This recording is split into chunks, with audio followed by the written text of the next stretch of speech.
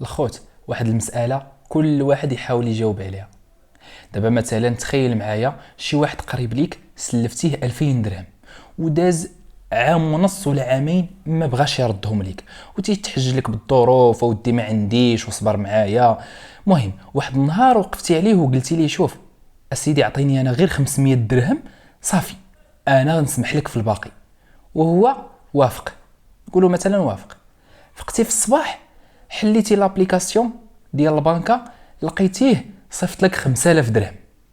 هزيتي التليفون باش انك تصوني ليه وتشوفوا زعما واش هو اللي صيفط لك ولا، ولقيتيه متصل بك 20 مره ومخلي لك 30 ميساج وتيقول لك باللي راه غلط وتيزاوك فيك باش انك ترجع ليه ديك 4500 درهم.